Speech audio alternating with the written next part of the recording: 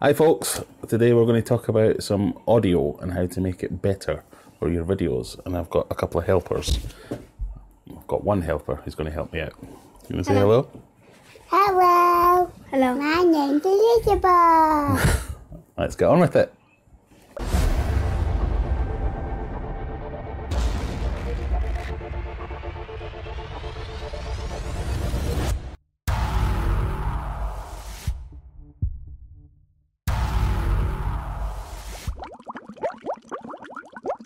So, as I said in previous videos, I think the biggest and cheapest and easiest upgrade you can make to a video is audio in terms of quality. So people will put up with less than perfect video a lot more than they will put up with less than perfect audio.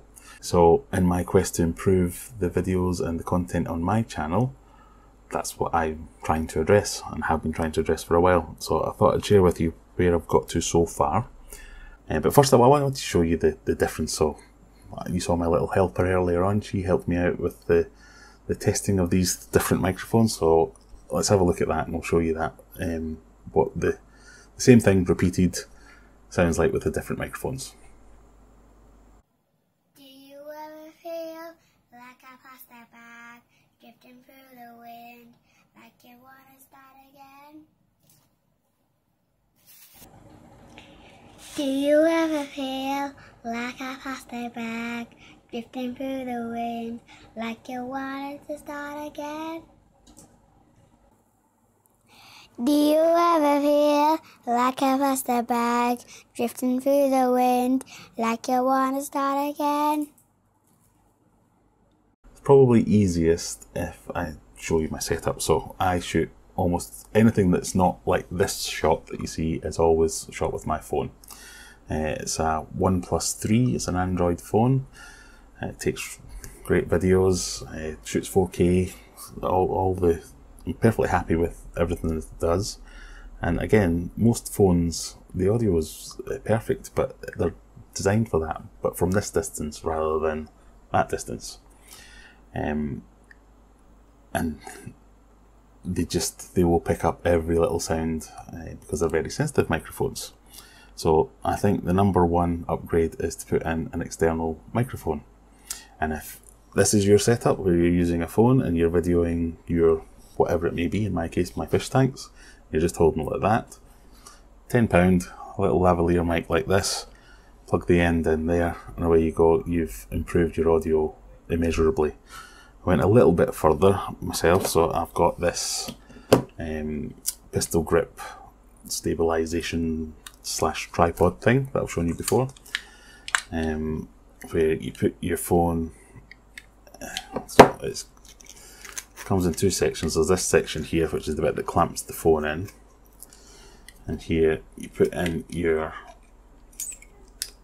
phone and plug it in. That gives you a little bit of stability in the video side as well as the audio upgrade.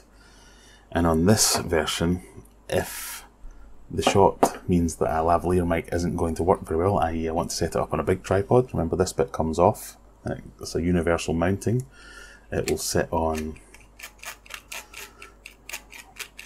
a regular tripod quite happily. So I've got my big tripod over here, it will sit on that quite happily.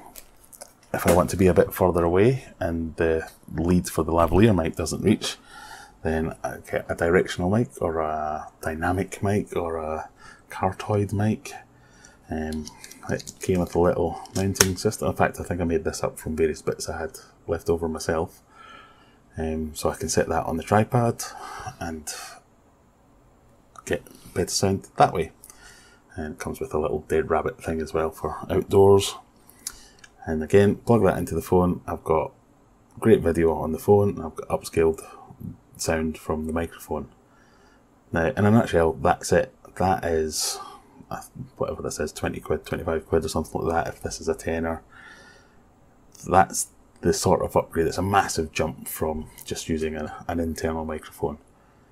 And it's so cheap and easy to do as well. The next jump up from that is when you start to get into like DSLRs for your camera, or proper audio microphones, which we're talking hundreds of quid upgrades there to get a little bit better than what you get from here. So this is what will last me for quite a while, I think. I have to learn to do them a bit better and get it right. So in the past I was using all these things, but one thing you have to be careful of is most modern phones, the headphone jack is also the microphone jack, but you have to get two things. You have to make sure you have the right connection on the end of your microphone, and you need something with 3 black lines like that, splitting your 3.5mm connection into 4, because one of those 4 sections is the microphone input. If you were using it with a camcorder or DSLR or anything basically with a microphone input, you only need this one, which is a TRS cable connector. It's only got 2 black lines or 3 sections. This is a TRSS, 3 black lines, 4 sections. That's the connector you want if you're using it with a mobile phone. So if your lavalier, quite often they'll come with both, or they'll come with an adapter. I'll put links in the description to all these things so you can get them for yourself, check them out. So yeah, 2 things you have to do. You have to make sure you have the right connection so as it can utilise the microphone, and then you need to make sure the app that your phone is using can utilise the external microphone. So for a long time I was thinking I was being great because I had an external microphone, but the app, which was the standard app that came on this, couldn't use an external microphone. So I was actually plugging all that in, but then using the internal microphone anyway, and it was driving me crazy as to why this wasn't. I mean, I must have sent back 2 or 3 different microphones saying, no, they don't work, something's wrong. But no, it was me and my stupidity. So yeah, like I say, make sure those 2 things. Upgrade your app. I use one called Open Camera on Android. It's free, and it comes with loads of extra features. Really good app, and it can make use of the external microphone, and you'll see a huge difference when you do it that way. So that takes care of all the equipment. When you want to use, or how you choose which you use in any given situation is really up to you, and the situation that you're going to use them in. These dynamic or cartoid or whatever you want to call them ones, they're more directional, so they have like a field that you're effectively pointing at something you want to listen to, and it will use, whether it uses software or the design of the microphone itself, to filter out other noises coming from other places, whereas the condenser microphones are non-dynamic, I guess. They just pick up everything. So if you're in a noisy place, like the phone microphone, often when you're using them for video, they pick up everything. So when you use them on a phone call, they've got really good software in the actual dialer, which will filter out background noise and things like that. But when you're using it for video, it just picks up everything. So if I was filming here using this, you would hear filters running, hums of computers and screens and monitors and lights and things like that, all making a noise. So you need to be careful about the type of use you're using for each scenario, but just experiment and you'll get to the bottom of that. This is a condenser mic, but it works on a much smaller range because it's meant to be right next to your mouth. So it's picking up everything, but only really in this kind of area. It's not picking up noises from over there. So like I say, horses for courses. It depends which one you want to use. So that takes care of the equipment side, and that's the biggest challenge overcome really. If you get an external mic and you're using it properly, that will give you a great jump in your audio quality straight away. The other thing you can do is to look at audio processing or in post-processing, and using tools like Audacity, which is a free tool, to do some editing, do some work on the audio in the edit. So we'll have a look at that. So I use, as you can see all around me, Sony Vegas Pro to do my editing. There are other options available. This is just the one I use, one I had access to. But I'm sure the same principles apply to various other programs. So what I do is I've recorded a little bit of video. Let's open that up.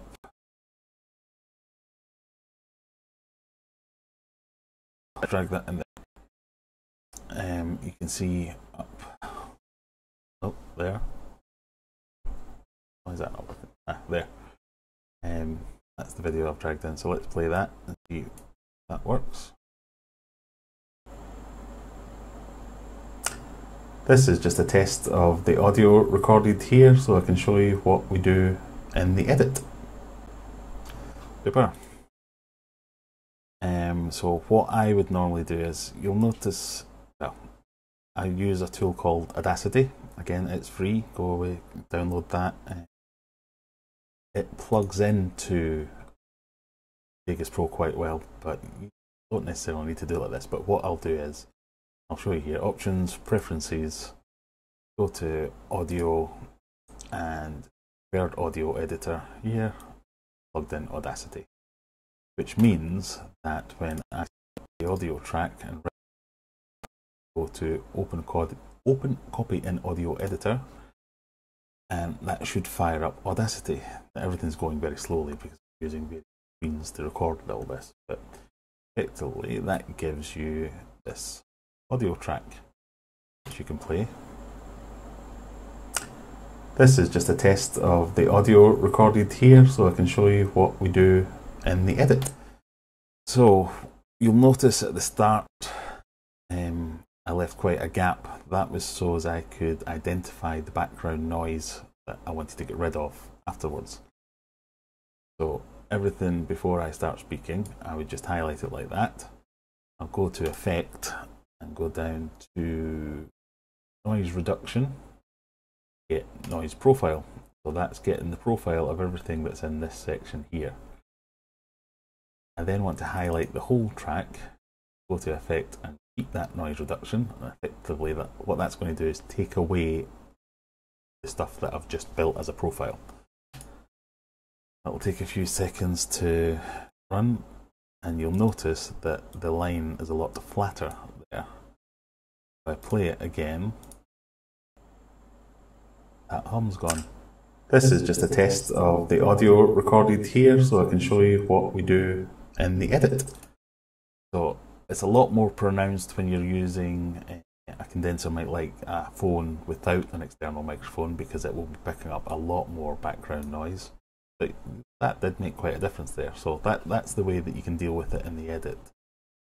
There's other things you can do as well about, again with Audacity, using the effects thing. I will often go through amplify, equalization, and the one that I often use, and leveler, is it? Yeah, but I won't talk about them because I'm by no means an expert in any of these, and really try and tweak it to your own ear. But just purely that noise reduction thing of getting rid of the chaff at the start will make a big difference. So when you've got the bit you're quite happy with, file, export audio, that'll come up, let you save it as whatever you want to save it as, and then you go back to Sony Vegas, click on the audio track, hit U to unlink it and delete the one that's there, and then you can open up the one that you've just created, saved from wherever it is, and drag it in. Simple as that. Makes a huge difference, but really it's quite simple. It really is as simple as that. Follow those steps and you've got pretty much a huge jump in your video quality by fixing the audio. One last thing I wanted to talk about before we go is another thing, a little tool I showed you earlier. This is called a Rode, what is it called? A Rode SC6, and what this allows me to do is, you'll notice that there's 3 ports there. I can plug that into my smartphone. I can then plug in this mic into port 1. I can plug in my lavalier into port 2, and that lets me, for instance, if I was interviewing someone or doing something along those lines, I can pick up the other person with this mic, or another mic that I've decided to use, and I can pick up myself with the lavalier mic. It's also got a third port for headphones, so you can hear what all that sounds like as you're doing it, which is invaluable. Again, I think this was less than a tenner as well, but it's going to prove very useful. So I thought that might be of use to you. Again, so I'll put links in the description to all these things that I've been talking about here, so you can go and check them out for yourself. leave me a comment, let me know if any of this has been in any way useful to you, or ask me any questions. Like, I'm not an expert in any of this, but I've been trying quite a lot of it out, and hopefully this will be the thing to get some more quality into my videos, and if you want to use any of them, get them into your videos as well. So I'll catch you next time, where we'll probably be doing video, I would think, or maybe something on editing.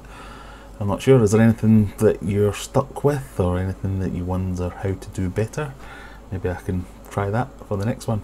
But as always, subscribe if any of this is useful to you, and I'll catch you next time. Cheers. Again, I'll put all the things